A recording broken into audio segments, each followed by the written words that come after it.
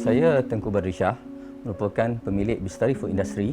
Syarikat saya bermula lebih kurang 15 tahun lepas. Fasa pertama 5 tahun tu saya bermula dengan sebuah rusa dengan membuat rempeyek dan mengedarkan rangkaian koperasi sekolah pada mulanya. Pada masa tu segala operasi dibuat oleh saya sendiri. Saya terpaksa menghantar barang ke 10 hingga 15 kedai ataupun koperasi sekolah setiap hari.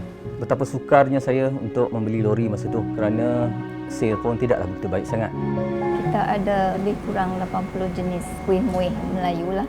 Lebih kurang 10 tahun tu memang penat, susah nak cari customer. Kita yang buat sendiri, kita hantar sendiri dari rumah, kita jual tepi jalan. Tapi bila orang makan sedap, dia recommend kita.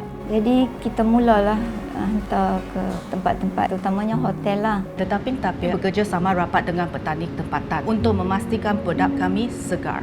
Kita start dari dapur rumah, production tak banyak. Cabaran utama kami adalah memenuhi permintaan yang tinggi dari pelanggan. So kita move ke kilang dengan sistem pembotolan automatik. All our product has been pasteurized untuk memastikan produk kami tahan selama 12 bulan. Kami mulakan bisnes brownie ini pada asalnya, potensi yang ada pada produk itu sendiri. So cabaran yang paling utama adalah kita nak trendkan brownies cake tu ke brownies crunchy. Bila kita ubah dia daripada kek ke biskut, ia agak mudah dijual. Yang pertama sekali, jangka hayat dia yang panjang. Ianya memudahkan kami untuk supply ke semua kedai mesra yang ada di Malaysia.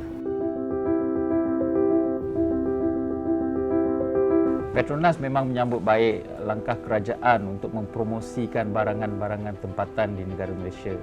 Petronas juga mempunyai banyak jenama-jenama lokal, termasuklah gas memasak, bahan-bahan api. Sebagai contohnya, Petronas Primax 95 dengan ProDrive ni, kualitinya memang amat bagus. Banyak kata-kata sokongan daripada rakyat Malaysia sewajarnya.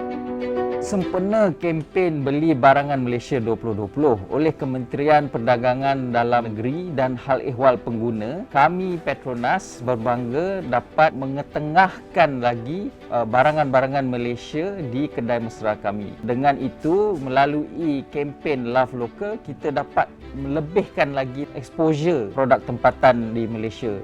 Sekaligus dengan penghasilan penjualan itu dapatlah kita membantu menaik tarafkan ekonomi negara Malaysia kita.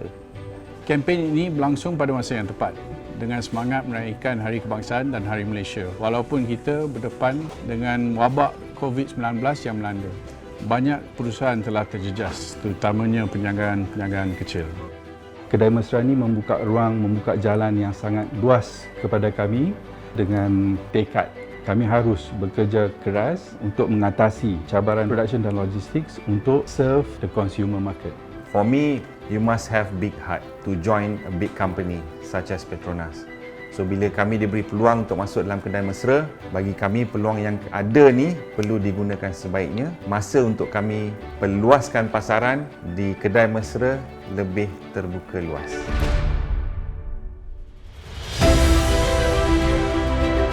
Alhamdulillah, perniagaan kami telah maju. Kami sudah mempunyai pekerja dan fleet of vehicles untuk serve ke kedai mesra Petronas dan produk kami pun telah bertambah.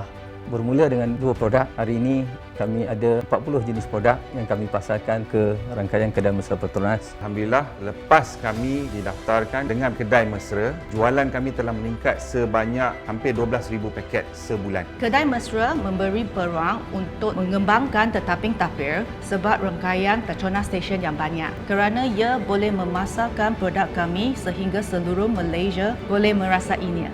Selama ni, kami cuma supply ke hotel. Nama Sri Talamas, consumer tak tahu. Dengan adanya kami di kedai mesra, ia membuka jalan untuk kami reach kepada consumer yang lebih luas. Orang mula tahu adanya Sri Talamas. Di kedai mesra, kami menawarkan pelbagai produk tempatan seperti kerepek, makanan, minuman, aiskrim dan sebagainya. Garanti sedap-sedap belaka.